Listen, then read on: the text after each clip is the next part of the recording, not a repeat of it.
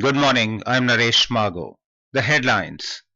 Prime Minister Narendra Modi to inaugurate new campus of Nalanda University at Rajgir in Bihar. Inaugural ceremony to be attended by several eminent people, including heads of missions of 17 countries. US President Joe Biden announces a plan to provide legal status to 5 lakh spouses of American citizens. IMD says relief from scorching heat wave over North India is expected with approach of Western Disturbance in the region. World champion Neeraj Chopra wins gold in Javelin throw at World Athletics Continental Gold Tour in Finland.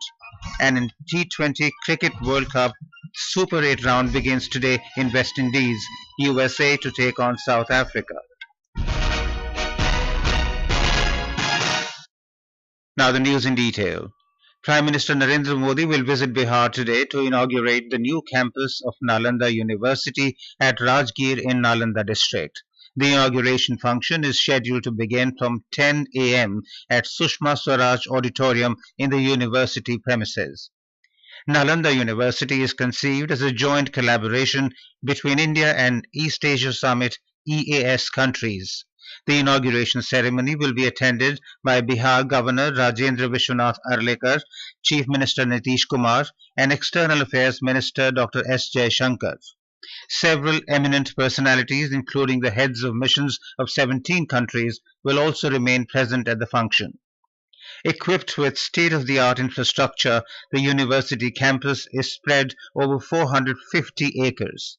Based on the theme of environment conservation, the campus has been made as a net zero green campus. Details from our correspondent.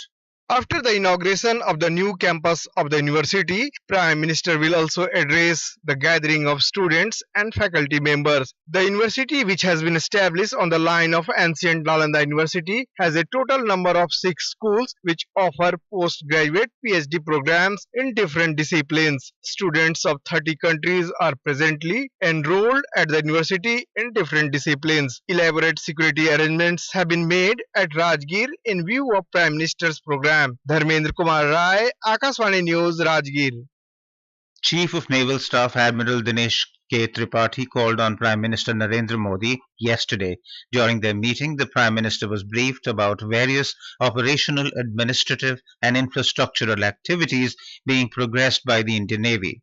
He was assured of the Navy's commitment to remain combat ready at all times and to safeguard national maritime interests while focusing on Atmanirbharta in capability building.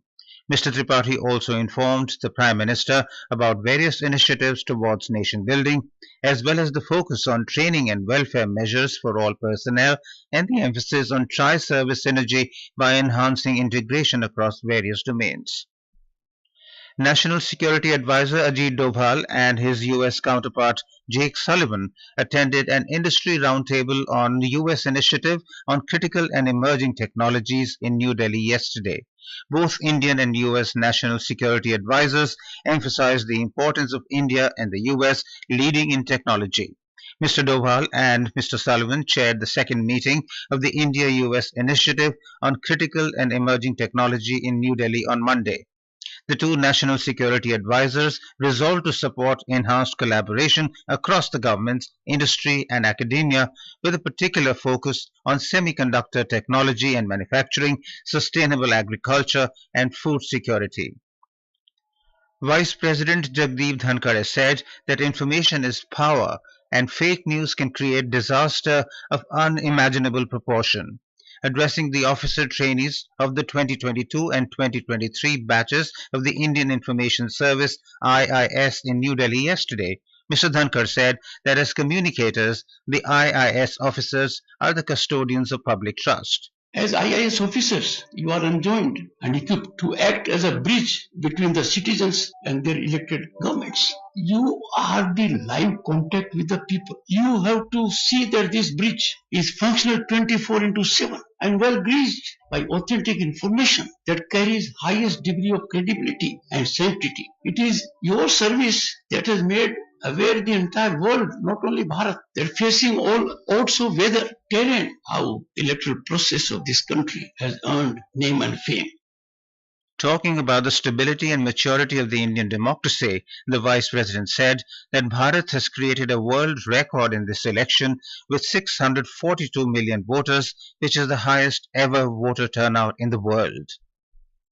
On World Sickle Cell Day today, Vice President will attend a state-level program organized in Dindori, Madhya Pradesh.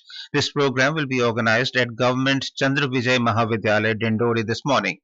Governor Mangubhai Patel, Chief Minister Dr. Mohan Yadav, and ministers of the state government will also be present in the program. Sickle cell disease is a genetic disorder in which red blood cells change into a sickle shape, due to which there is a shortage of healthy red blood cells and blood flow can be blocked. We have more from our correspondent.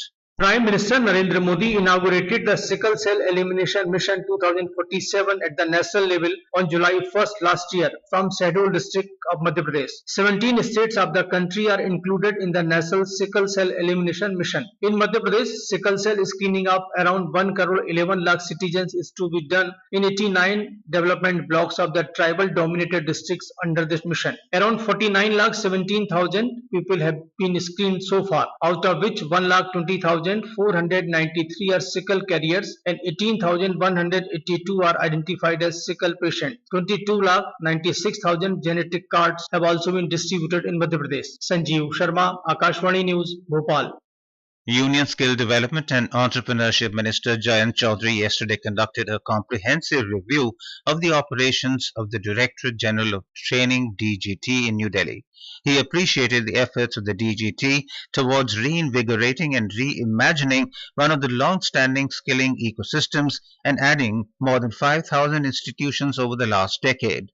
He emphasized that while ITIs have their equity, they need a renewed focus. Mr. Chaudhary reiterated the government's commitment to transforming the skill development landscape in India. Congress leader and elected member of Lok Sabha Rahul Gandhi has resigned from his seat in Lok Sabha from the Wayanad parliamentary constituency of Kerala. Mr. Gandhi's resignation was accepted yesterday by Lok Sabha Speaker Om Birla. Congress President Mallikarjun Kharge said that Rahul Gandhi will keep the Rai Bareli seat and vacate Wayanad Lok Sabha seat. Talking to reporters in New Delhi, Mr. Kharge said Priyanka Gandhi Vadra will fight for the Wayanad Lok Sabha seat in Kerala. This is Akashvani giving you the news. For quick news updates round the clock, follow us on our X handle at AIR News Alerts. New criminal laws, namely Bharatiya Nyaya Samhita 2023, Bharatiya Nagrik Suraksha Samhita 2023 and Bharatiya Sakshya Adhiniyam 2023 will come into force from the 1st of July 2024. To know about the new criminal laws, download NCRB Sankalan of Criminal Laws mobile app from Play Store or App Store. Welcome back to Morning News. US President Joe Biden has announced a new effort to provide a path to citizenship to hundreds of thousands of immigrants in the US who are married to American citizens but lack legal status in the country. This executive action to protect undocumented spouses of American citizens would shield about 500,000 immigrants from deportation. The new policy would allow non-citizens who have been in the country for at least 10 years and are married to a US citizen and their children to apply for permanent residence without leaving the country. During his ceremony at the White House, Mr. Biden said the order would go into effect this summer and stressed that it would not benefit people who recently came into the country. Prime Minister of Nepal, Pushpa Kamal Dahal Prachand, has urged the developed countries to help address challenges faced by the countries that missed the industrial revolutions. Inaugurating the 21st replenishment meeting of the World Bank's International Development Association in Kathmandu Valley yesterday, PM Dahal said that concessional financial assistance to the countries that lagged behind industrial development was essential for achieving the global goal of peace and prosperity. He emphasized that Nepal was in short supply of financial resources to meet Sustainable Development Goals (SDGs), nationally determined contributions and sustainable infrastructures despite its efforts for inclusive economic development. Back home, the 18th Mumbai International Film Festival is underway in Mumbai. A total of 314 films from 59 countries across 61 languages are there in the MIFF programming this year. The film festival, which began on 15th June, will culminate on Friday. More from our correspondent.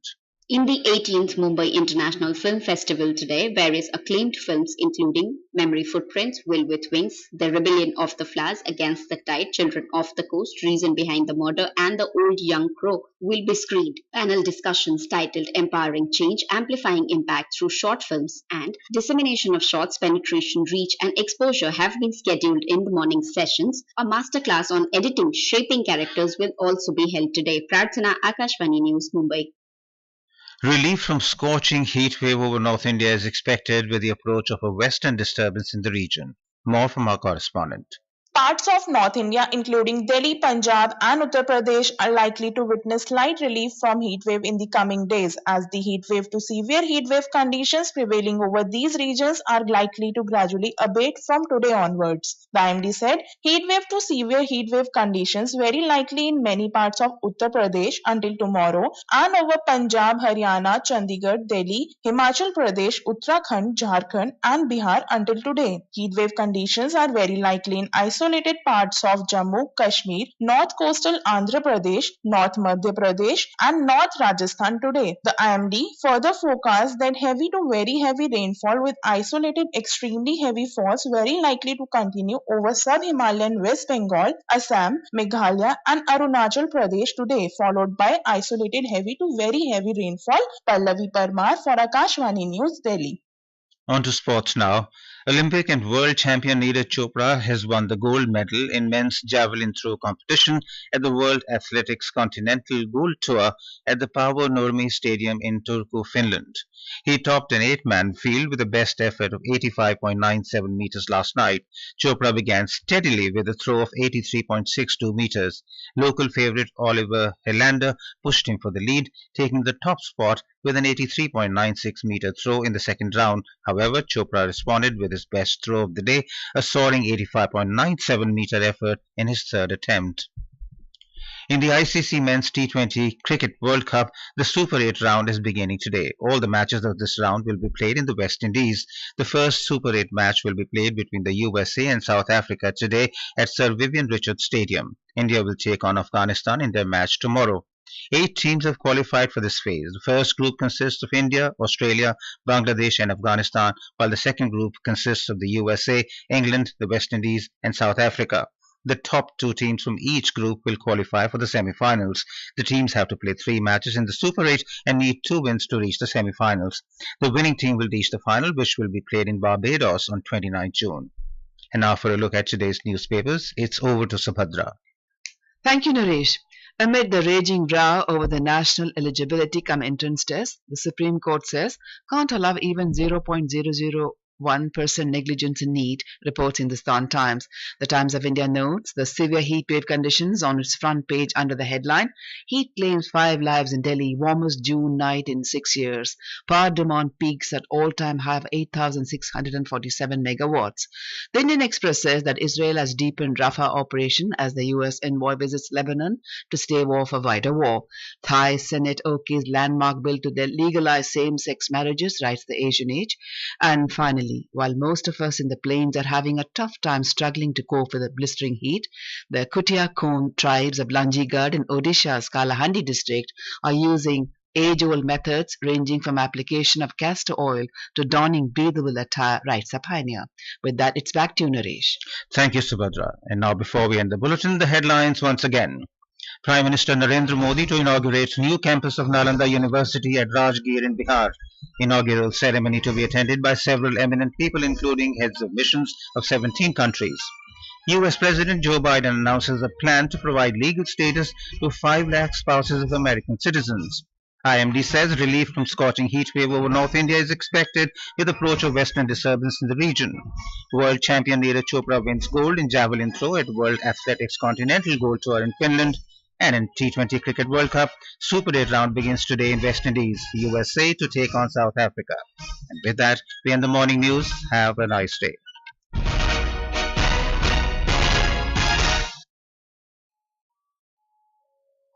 Akashvani से पेश है खबर।